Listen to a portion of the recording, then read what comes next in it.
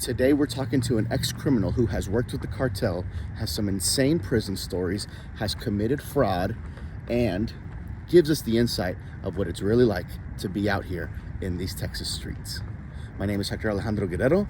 I am very excited to do this video for you, create it for you, edit it for you, because I'm a small content creator with an audience coming through, and I really appreciate you guys. So please like, comment, and subscribe to support me. It's truly all I need. Everything else will come to fruition in a good way.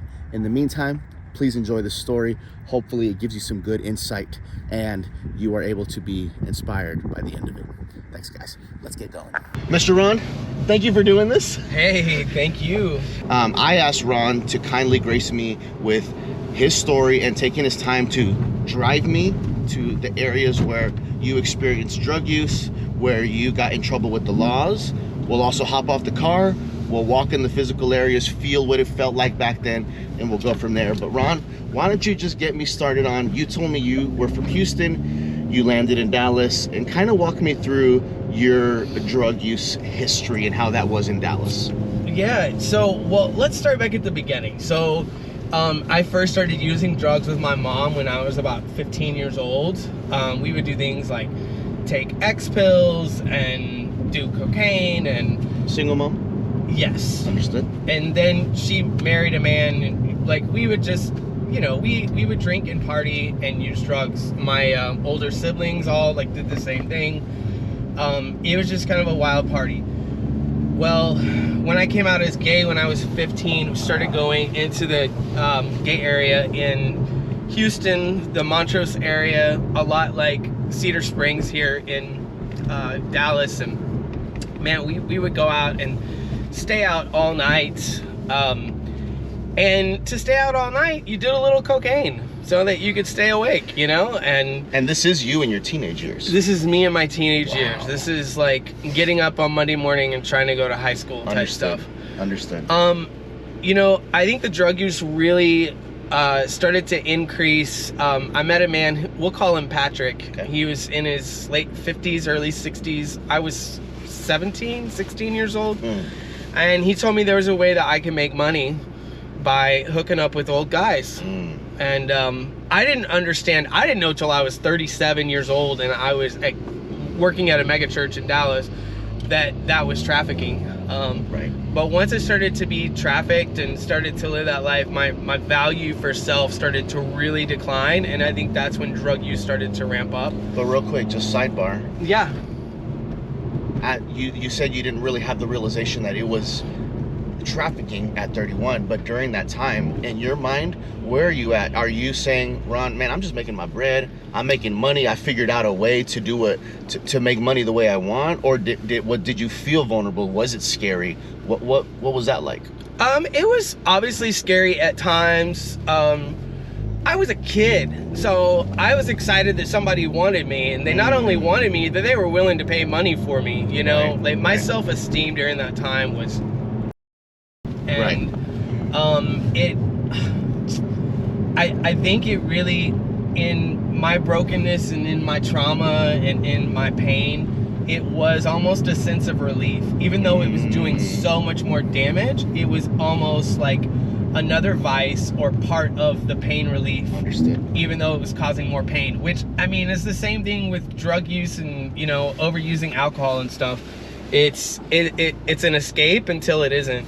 And I think that was kind of the same thing. So then we fast forward just a little bit. My mom ended up dying of alcoholism, and we had an insanely codependent, unhealthy relationship that losing her was so difficult. It was so hard that I actually left Texas for 7 years and went and built a whole new life to just escape the pain. And went to Indiana, and that's where I went from cocaine use into methamphetamine. And we were getting some of the best meth that you could imagine. We had a friend that was bringing it over from Indonesia, and this stuff was incredible. So from the coke, though, to jumping to the meth. Yeah. I've never experienced the jumps in between drug use? Yeah. Is there a reason? Did it hit harder? Did you like the high better? What was that You couldn't like? get cocaine in Indiana. So you had to resort to meth. So we just did meth, right? Understood. And meth will keep you up longer. You know, like you don't get as euphorically high, but you stay up for a really long time. And so we would just stay up, and I started getting into DJing at the clubs and stuff. Started off in a bedroom and ended up, you know, playing records for thousands of people on a dance floor, and that was a whole nother high. Yeah.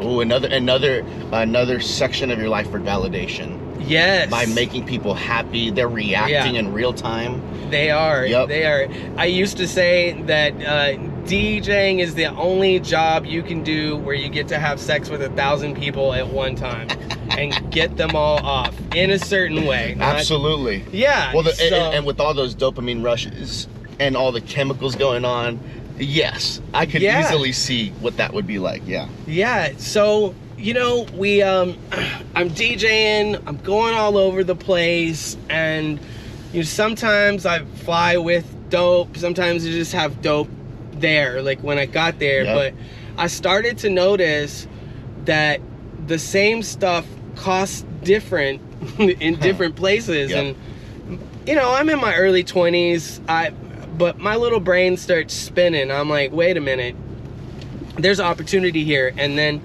I had an ex-boyfriend from Houston that I hit up on AOL Instant Messenger. That'll tell you how long ago this was. Shout out AOL. And I just said, hey, like, what are you up to these days? And he said, you're never gonna believe this, but I'm actually importing methamphetamine from Mexico into Houston, and I'm buying like tons of it. I'm taping it to my legs and flying from San Diego to Houston, Lord have mercy, twice a week. And I was like, wow, well, can I get some? You wanna hop out of the car real quick? We're gonna pause for 1 second. We're coming. Ugh. Excuse the noise, people are working, all good. I'm gonna follow your lead, so you guide me where you wanna walk.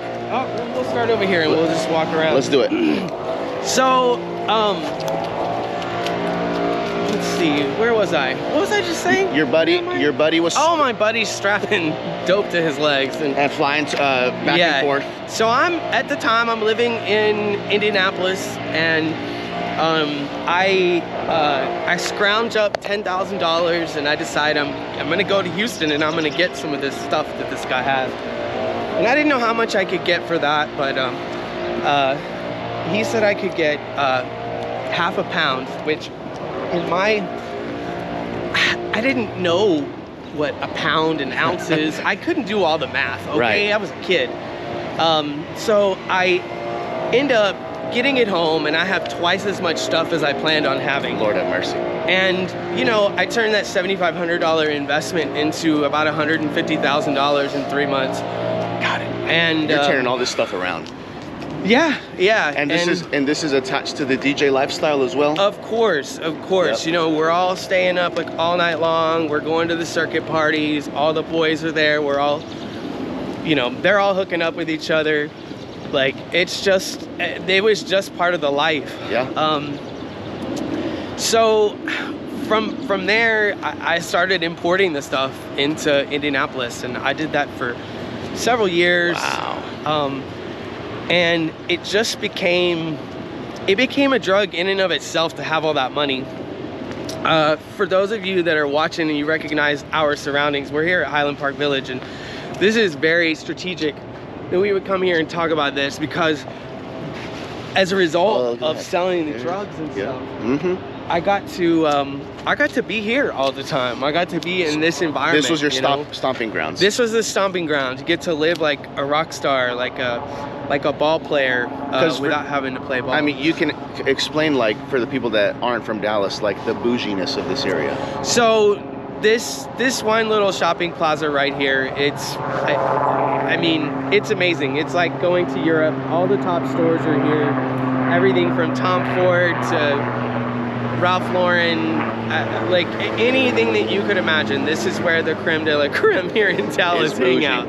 Is bougie. It's bougie. So I started living this bougie life, And I didn't understand economics or how to invest any money or do anything with it. I was also terrified that I was gonna make a purchase that was gonna alert some sort of organization that was gonna come after me. Yeah. And I didn't have anyone around to mentor me. I had a bunch of yes men around me that would do whatever I asked. And I mean, I really did have some great people that really did care about me, that protected me. For those of you that can't tell, I'm 5'6" and I weigh 135 pounds. Plus 15 now, but don't tell anybody. That's okay. So it just, the life became very addicting. And in 2007, I decided that it was time to kind of shut it down for just a little bit. I felt like I was on the verge of getting caught up. 2007 here in this neighborhood. Yeah. By that time, I had started being going back and forth between Houston and Dallas, and so I still lived mostly in Houston, but would come up here a lot and run the streets. And so, and are you selling when you're out in this neighborhood? Or no, you're just using and partying here? I was a distributor. Yeah. Understood. Most people in my personal life didn't know what I did for a living. Understood. They knew I was probably on something because I weighed 110 pounds. And yes. But yeah, you know, it. All of this, I do want to stop and say, for those that are maybe just don't know what drives this type of behavior, it's almost always, I would say always, it's trauma and pain driven. Understood. The need to want to look good, feel good, all of it is part of my obsession with covering up the pain, right? And so in 2007, I decided that I had enough money saved up that it was time for me to shut it down for a while. And I moved away from Texas, went back up to Indiana, and got a little place, started working on music, got sober, was just really doing well. And then a buddy of mine reached out and said, hey, we need you to go back to Houston and get us some more stuff because our new connection just got popped. And so I went back to Houston. You get long wrangled back story into short, that lifestyle. Well, not for long. Okay, okay. Long story short, I went to prison. I got arrested there in Houston in an area just like this, you know. A nice area. A nice area. And they came and they picked me up. But guide me real quick through that arrest. Leading up to it, what were some of the things specifically that you were doing? And were you being tailed? Did someone tip them off? How did that even come to fruition? Yeah, so I went down there and tried to connect with the cartel people that I had been buying from. And because I had been gone off the grid for 4 months, they were apprehensive to do business with me. So they gave me a small amount, and then they actually tailed me and followed me to see where I was going and what I was doing with it. Yeah. Well, in the meantime, my little impatience got the best of me, and I reached out to someone else, a girl that I was friends with, and she said, yeah, like my boyfriend's a big dealer, he can get you whatever you need. So I went to her house to talk with her about this, and I showed her what my cartel friends had given me, and so she knew that I had that on me. And ultimately she set me up, and the police came to my hotel where I was staying. It's so funny, I was sharing this story with some family members just a couple of days ago, but I'll never forget. I always had a pretty good sense of what's going on, you know, like I'm pretty aware of what's going on, and I knew that I was being set up. So I actually took every bit of dope and money that I had, and I stuck it with a magnet to the back of the vending machine in the hotel. And I went back to my room and I was like, you are just high and paranoid. Go get that shit. Put it in the safe. Your intuition was telling you. Me something's off. Danger, danger, danger, danger. We'll go this way. Okay, following you. So I mean, I knew what it was, and yet I still went and got that stuff off the back of the vending machine and put it in the safe. And then outside of there, that's where the cops were? So I left for a couple of hours, and when I got back, the cops were there waiting for me. And so they Understood. So they detained me in the lobby of the hotel. Was it calm? Was it intense? What was that? It was pretty intense, you know. I mean, I had never been in trouble. I honestly thought that I didn't think that they were gonna get to the safe or even think to look in the safe. Mm-hmm. I don't know what I thought. I was trying, like, my little brain was trying to protect Sure. itself. Sure. It was a pretty traumatizing thing, though. The whole experience of just being detained and then going into the Harris County Jail in Houston. That place is rough. It's super rough. And they detained you. They took you in for how much? How much was on you? I had a pound of meth. They ended up. This is how crooked these police officers were. They ended up charging me with possession of a quarter pound. But I had a pound, so they took 3/4 of it. Yeah. And it's true. I was hearing you. I mean, you tell me if you have anything, and then I want to hear about the being detained in Houston. I've heard from multiple different people that there is cops who are full-blown drug addicts. Oh yeah. Because they will arrest someone and they'll keep for themselves. Yeah. Yeah, and not just drug addicts, but they're dealing it back into the now that's back crazy. into the community That and is making crazy. money off of it. Lord have mercy. So just for context, like that much dope divided up in Houston in that time, I mean, they kept $250,000 worth of drugs. Lord have mercy. So, so yeah, so I go into jail. Man, the experience there was so eye-opening for me. Which jail in Houston was it? It was the Harris County Jail. Harris County. So their main jail, and you know, I've never really shared this with anyone, but I'll share it with you guys. Okay. I had really lived a life of being somewhat protected. Sorry, let's walk this way just because of the sound. Okay. Yeah.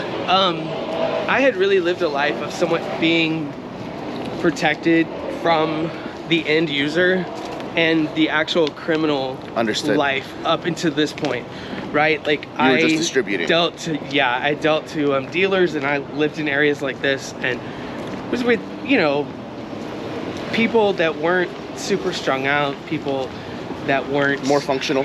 Yeah, they were functional, less chaos. Zero chaos, you know. I didn't really understand. So getting to jail and then being around actual criminals, it was very eye-opening for me. And it was you know, everyone was trying to take advantage of me. They were trying to take my commissary. They were, you know, trying to get me to get on pills through the mental health people. And then they try to convince me to, you know, not swallow them when they gave them to me and bring them back. Understood. All that, you know, everybody's got an edge and they're trying to take advantage. And this is really the first time that I was around that. I think that, okay, so ultimately I'm there at the Harris County Jail. I go through some crazy stuff. I had a guy who was HIV positive assault me, so they had to put me on. And this is how many days in?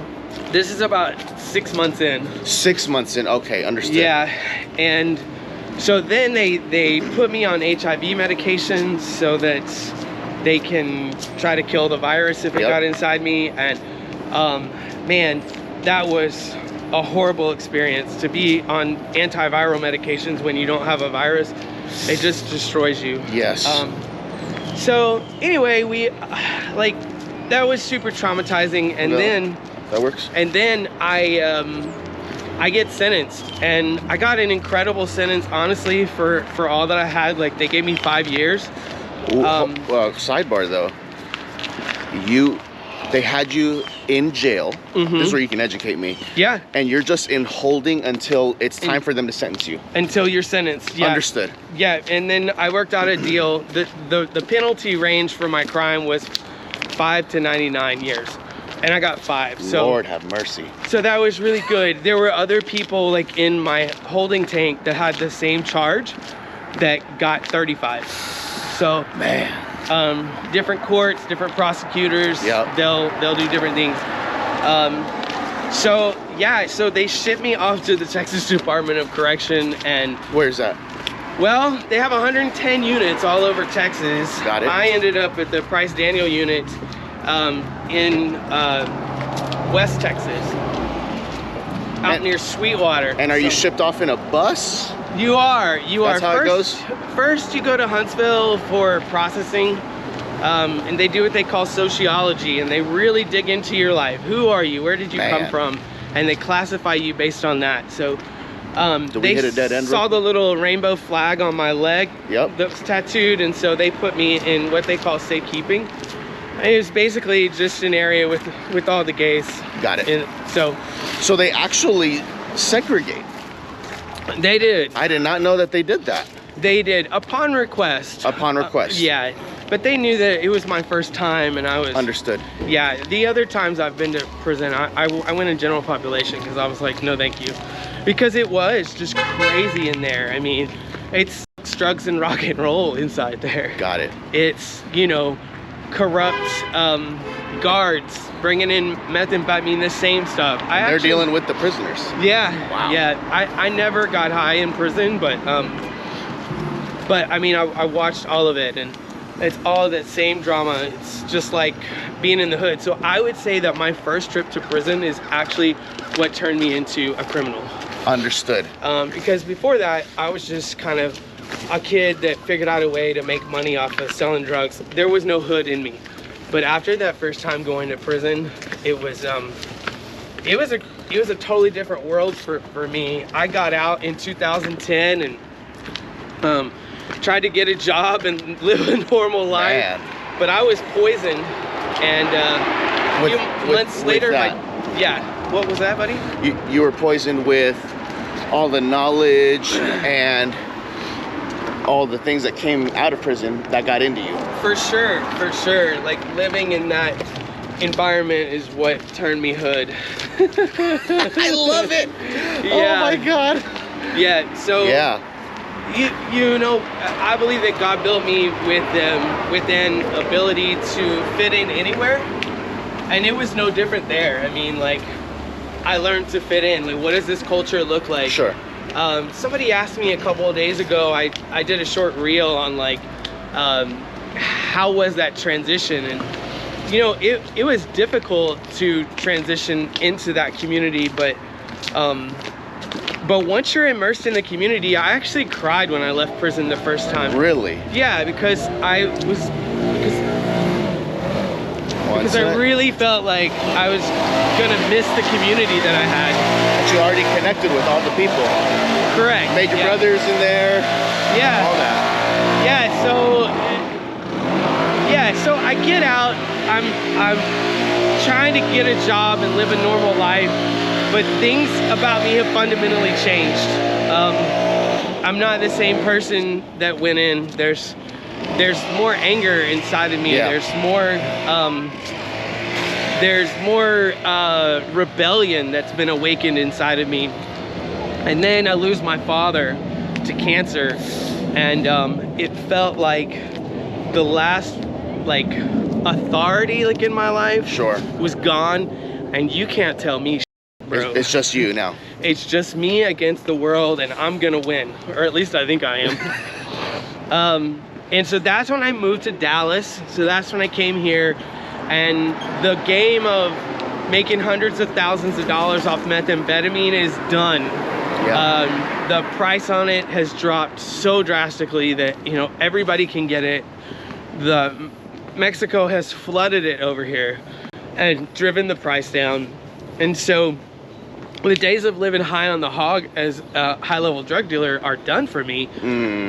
And so I get into doing fraud, and because I'm not gonna give up that lifestyle. I'm still gonna live the good life, or what I think is the good life. When you were accustomed to it right before prison, you do prison, and then you're like, I got to figure out a way to get back to that. What I was normal. Back to that. Yeah. And so start, you know, working with credit cards a little bit. And what year is this? This is in 2011. And so between 2011 and 2015, I get really, really good at credit card fraud. And I would come to places like this. Won't mention any of the stores if y'all are watching. I'm sorry. But and you know, we would go on crazy shopping trips. I'm not talking about just going and, you know, spending $1,000 on a closet full of clothes. No, we would. I mean, I've spent millions of dollars on credit cards. Millions of Lord dollars. have mercy. For everything from Rolex watches to, you know, designer suits that are 40 grand. Like, and all of it goes back to there's something fundamentally broken inside of me. A lot of it happened when I was being trafficked, when I was being in prison or jail, you know, like those things, that pain, the pain of losing my mom that I never dealt with, all of that is staring me right in the face, and I can't deal with it, and I want to escape. And then there's the pain and the trauma. A lot of people like don't think about this side of it, but there's the trauma of being chased, of knowing that at any moment I could be caught. When is the end? You live your life on edge. Your nervous system is always out of whack. Yeah. Because at any moment, your life could flip upside down again. Yeah, yeah. And so there's zero peace. There's zero joy. Somebody commented on one of my posts recently. It was a guy that had come into the prison to minister. He said, "Ron, you're the happiest prisoner I've ever met." And most people that know me now would say I'm one of the happiest people that they know. But then I was zero joy, Hector. Yeah. Zero joy. I was a total couldn't have any real relationships with people. The folks that were around me either wanted to know how to do what I was doing so that they could do it, or they would say, "You know what, that's a really nice jacket and you didn't pay for it, so I'm taking it from you. Gotcha. I'm taking your MacBook, I'm taking your stuff." And so it just, there were just never safety there was around you. zero safety. Yeah. So zero safety. You go through the fraud and all of that. Was this your second time going into prison, or you didn't go to prison for that? I did. So I got caught up here in Dallas, up by the Galleria at a hotel. I had somebody was staying with me, tried to steal the vacuum cleaner from housekeeping. That's what they were trying to do? So what? Some guy that was staying with me. Like, so then they call the cops. The cops show up looking for this vacuum cleaner. They pat me down. I have a syringe in my pocket. Yeah. So now they have probable cause to go through the rest of my pockets. They find less than a gram of meth in my little watch pocket. And off I go to jail. And I do 9 months there. So because of that one sting off of a vacuum, they find everything else. Yeah, well, not everything else. They actually just got me for drugs that time. Not the fraud. Not the fraud. A couple of years later, though, man, how do we segue into this? So yes, so I go to state jail, which is, and this is like all in Dallas? Prison. Yeah, which is like prison, but it's a shorter stint. And so I'm there for like 9 months. Let's hit your car. I want to see if we can, if you have another neighborhood we can hit. Yeah, okay. Awesome. Where you would hang out. Yeah. So we, so I do some time there. I get out. I've got nothing, bro. Like when I get out, I literally walk out of the jail with nothing. And how many months did you do again? 9 months. 9 months in jail, not jail. prison. Well, state jail is prison. Okay. It's just a shorter sentence. Understood. Place. Like when you get a shorter sentence, they don't send you into the big system. They Understood. send you to the other one. So yeah, I did 9 months. I get out. I'm here in Dallas. I've got nothing going on.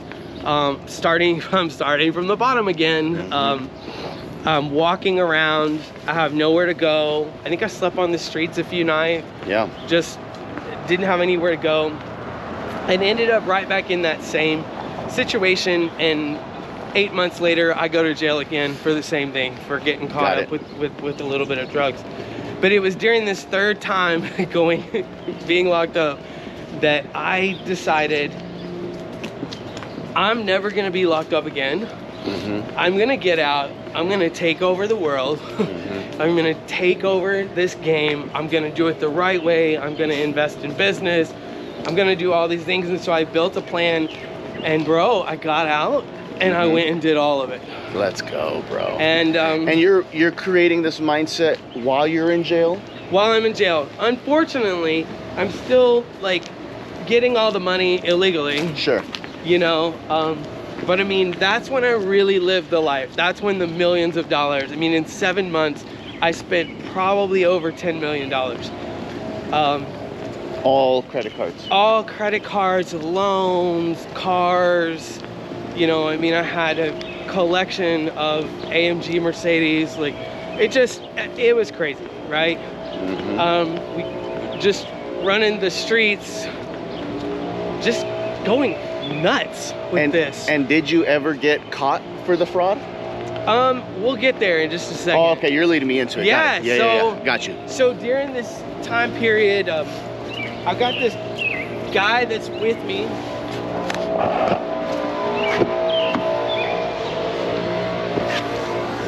There we go. And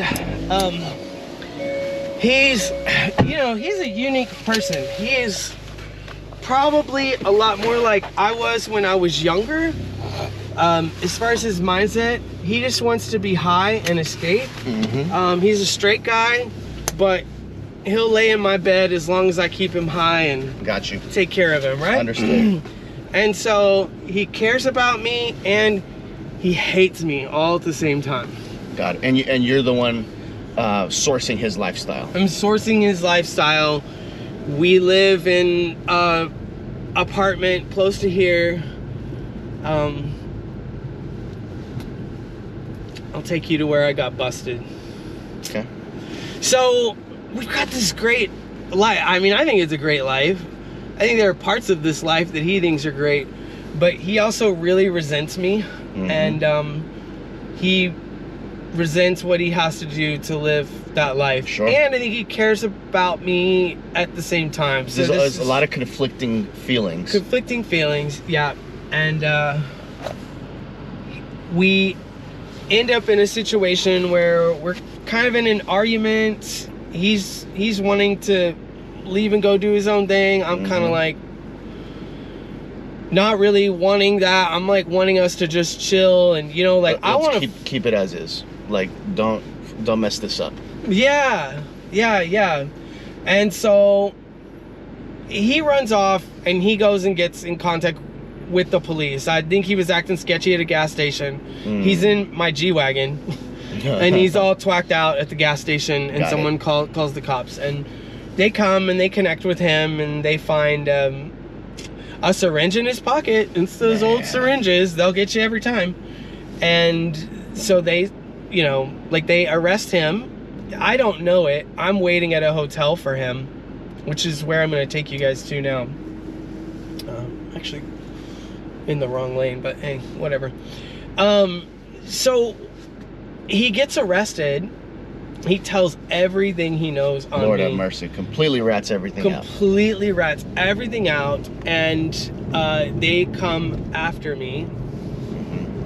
And when they connect with me, I know that it's just over, right? Like, I know that the gig is up and there's just nothing I can do about it, and I'm so exhausted, Hector. Sure. I'm exhausted. You're like, I'm right where I was. Yeah, so many times I'm right back, and this is never gonna end, and it doesn't matter how much I build. I'm like, something has to change. Going into jail now for the last time, right? Knowing that, oh my God, they found so much stuff in my car. Like credit card embossers, magnetic readers, 60 plastic driver's license with my face and other people's names on them. Like literally binders with credit cards in them that I had gotten in other people's names. And are you using at this time, or you're sober and it's just credit card stuff? Oh no, I'm high as a kite, buddy. Understood. High as a kite. Understood. Yeah, and so, but going in and kind of knowing that like, this is it. First of all, they're probably going to throw the book at me, and they have every bit of evidence that they need to like send me away at this point because of my history, because I've screwed up so many times.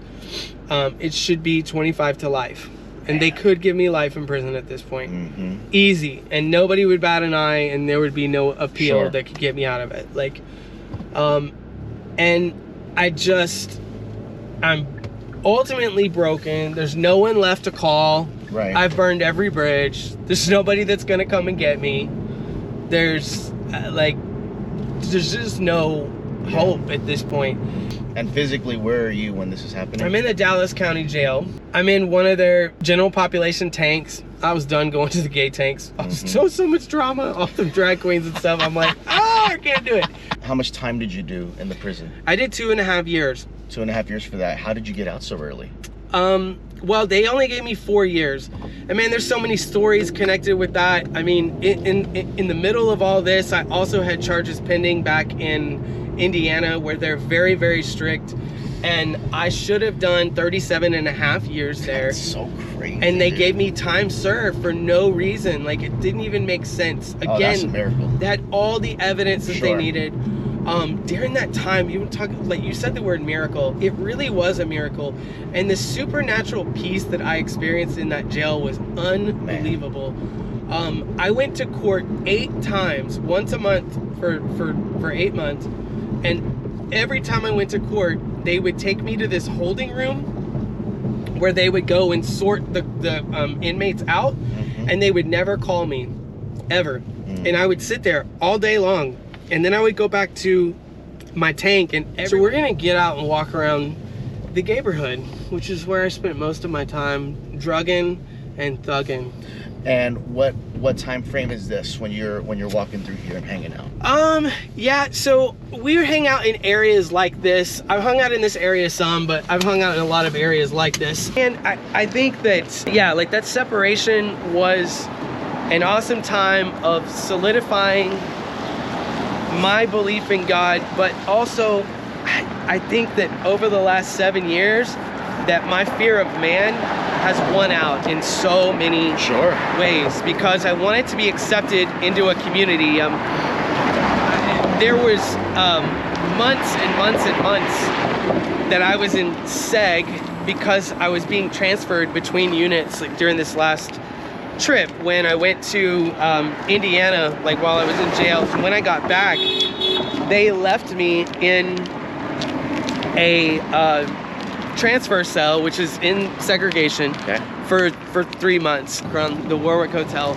This was the first place I ever was taken to by a John when I was trafficked. This hotel here. Wow. The Warwick Hotel. And in a nice hotel. It is a nice hotel. And trafficking happened here. Yeah. Wow. Yeah. I was 17 years old, and vice president of the Houston Lighting and Power Company at the time brought me here. Lord have mercy. I've never been in that building since then, and I don't think I'll ever go there again. Personally. Does it feel weird looking at it? Do you feel like removed from it? What comes up? Because that's dark, dude. Yeah. That's dark. Yeah. You know, it's I'm in trauma therapy, and one of the things that my therapist and I were always talking about, we can make the block, is like there's a part of Ron and Ron's story that still lives there. And I think I'm at the place now where when I look at that, like you just asked me that question, I actually looked in there and I could see him and see his pain. And now the wise adult Ron, who's years old, can look back and look with compassion instead of with shame. Understood. You're able to look at him and be like, that kid was not safe. He was not safe. And what are the things that I can do now? Because my brain still holds that. That version of me is still in there. Yes. He's still being trafficked. But you're able to put him in a place. Yes. You don't have to. And able to console him and say, hey, and even ask him, you know, like, what do you need from wise adult Ron? Very good. Like, how can I make this a safe memory, right? Absolutely. Like, how can I put you to rest within my brain? Because our brains, oh my God, they're incredible. And they screw us over in their incredibleness. So yeah. I think last thing to wrap up, tell me now, you've gone through the patterns from 15-year-old Ron to the drug use, to the trafficking, to the cartel, to the Highland Park vibes, to the country club vibes. Let this guy go real quick. You go through all of that. Where is Ron now? Do you still feel some of those urges to jump back into that life? Does it still look sexy, or are you so far removed it's completely different? What is that like for you? Yeah, so I mean, the drug life, like now lately when I see people under the influence of especially meth, they're all twacked out, like strung out, there is zero appealing about that to me at all. I've been around some folks lately that are active using, and it just it kind of breaks my heart. And I'm just kind of like, ugh, you know. Sure. I think I'm still very much on a journey of healing, and so the temptation to lean into different vices of just wanting to feel fabulous and feel safe and feel like everything is okay is still very much there. You know? Like it's not gone away. Is that one of the things you feel is, because I can absolutely resonate with, I desire, like my flesh, I desire validation from others. Yeah. I am a people pleaser, and I've told myself, and it actually gives me peace. You tell me how it feels with you. I'm like, I'm probably gonna battle this till the day I die. Yeah. And that's okay for whatever happened in me being birthed and whoever passed down this trauma. It's one of the things, while I know the truth of, hey, I'm God's son, I am safe, I am loved by myself as I am without any validation. Yeah. And I still have to battle that. Yeah.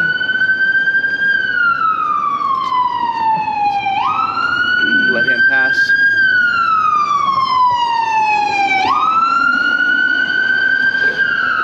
So would you say like that might be one of the things that you still feel come up a little bit, or what is that? Yeah, I think that we're always gonna struggle with our humanity. Yeah. But the more healing that we go through, I notice the more healing I go through, the less I struggle with the things I used to struggle with. Sure. Especially when it comes to the people pleasing, wanting to be a part of whatever. I'm at a place right now where Jesus accepts me, and I really don't give a fuck what you think about me. And you're able to accept you. Yeah. Yeah, and some people are gonna love me, and some people I'm just not gonna be for them, you know? And that's okay. And it's okay, and that's hard. It's hard to accept, but ultimately, I think that there is a version of Ron in the future that has safety, that has peace. Yeah. I think there's a version of Hector like in the future that feels validated. For sure. Feels, you know what I mean? Like, and we're able, I mean, I feel like we can experience that on our best days. Yeah. And that's where the tug of war happens, because we have the knowledge. Like we know what's true, but on the days the insecurity gets the best of us, I'm like, I have to tap up here to get it for me to believe it. Yeah. Because like we know it. So, bro, we did an exact 1 hour interview. That's awesome. Thank you so much, bro. Thank you for supporting the YouTube channel. You guys are amazing. And then Mr. Ron, hopefully we get to do a part 2, and we get to go into some more of your chaotic past and see where you are now. Yeah, that's awesome. Thank you so much for having me on. Thanks, bro.